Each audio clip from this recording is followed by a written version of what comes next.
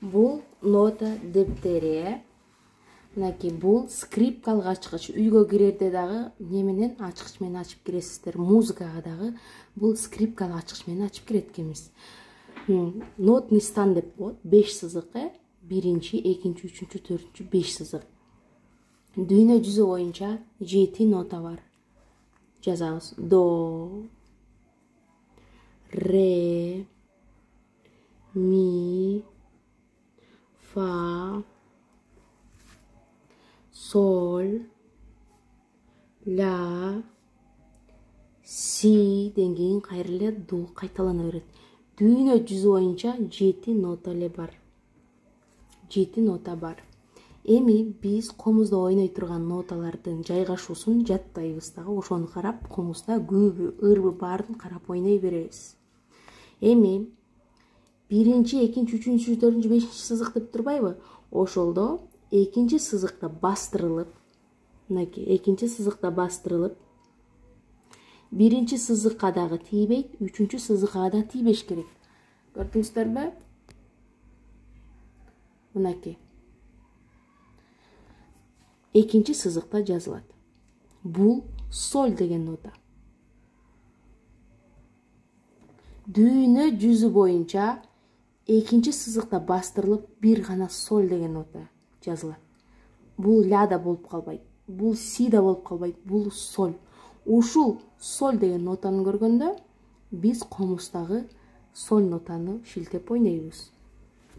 Андан кийин экинчи, үчүнчү сызыктын ортосунда ля деген нота жайгашат. Мынакей.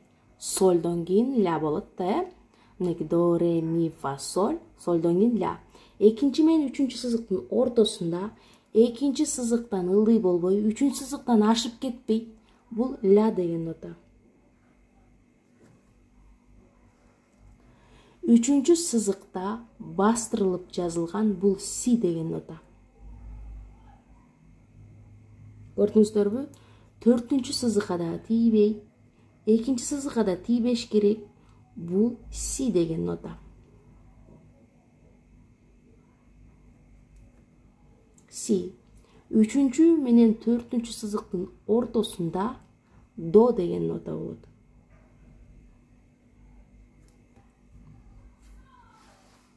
Мынакей, до деген нота болот. Бул до деп жазабыз. Төртүнчү сызыкта бастырылып жазылган бул ре деген нота. Додон кийин ре да. Тепкич сыяктуу болуп кете беришет. Төртүнчү сызыкта бул ре.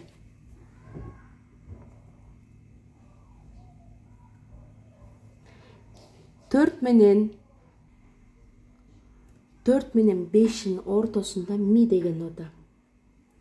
Шашпай жаттап үйрөнөбүз. Жазып алып, карап жаттайбыз. Ми. Мынакей, биз азыр ушул ноталардын жайгашуусун жаттайбыз.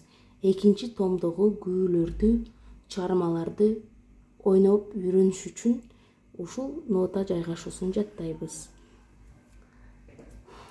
Экинчи сызыкта бастырылып соль деген нота жазылат. 2 менен 3-түн ортосунда ля деген нота. Үчүнчү сызыкта си деген нота бастырылат. Үчүнчү менен 4-чү сызыктын ортосунда до. 4-чү сызыкта ре. 4-чү менен 5-чү сызыктын ортосунда ми. Ошону жазып алып жаттайбыз. Андан кийин биз комузда ушундай жазууну көрсөк нотанын үстүндө, биз ылдый шилтеп ойнойбуз. Оң колубуз менен ылдый шилтейбиз. Аны видеодон көрсөтүп берем. Ылдый шилтейбиз. Биз мына тоо сыяктуу өйдө карап турса, биз эмне кылабыз? Сөзсүз түрдө өйдө шилтеп ойнойбуз. Өйдө. Бул бизге азыркы ойной турган керек ыкмалардын бири. Андан кийин мен мынтип жазамын. ноталарды чачыратып, сиз муну жаттагандан кийин экинчи менен үчүнчү сызыктын ортосунда кайсы нота эле астына жазышыңыз керек. Адашпай. Ошондо сиз жаттаганыңыз билинет.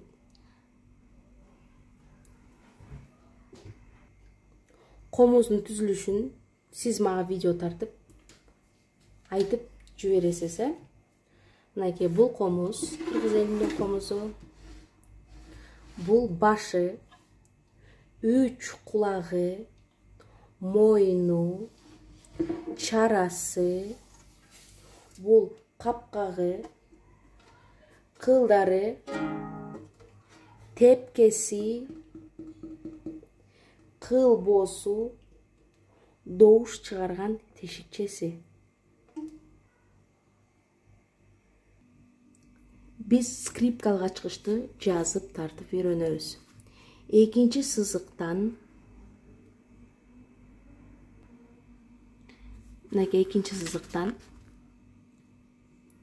башталат.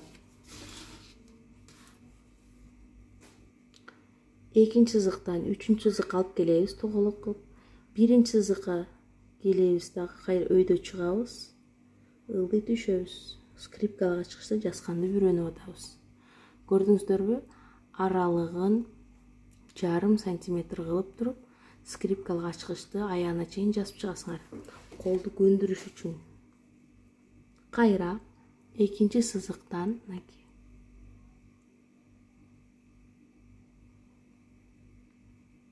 сулуу, таза койкойтуп жазабыз. Монтип жазбаңыздар шатала кылып. Мондай ашып, ташып, мондай былчыйып кетпесин, Былчыйып кетпесин. Таза, тыккан, койкоюп туруш керек. Анан, мынакей, скрипкалык ачкыч жазып атканда 3-чү, 4-чү, 5-чи сызыктарга чейин монтип кетип калбаңыздар.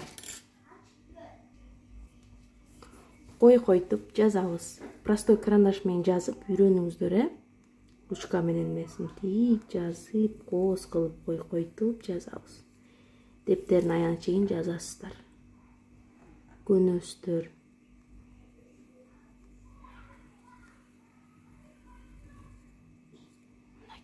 Ушинтип жазып, дептердин аягына чейин жазып, ушуларды дептерди мен кандай жазсам ошондой жазып, дептериңерди сүрөткө тартып, могул жака атыңарды жазып, анан телефон номериңерди эмес, атыңарды эле жазып койгула дагы, сүрөткө тартып, комуздун аталышын, түзүлүшүнө, кулагы, мойну деп видео тартып группага жибересиздер.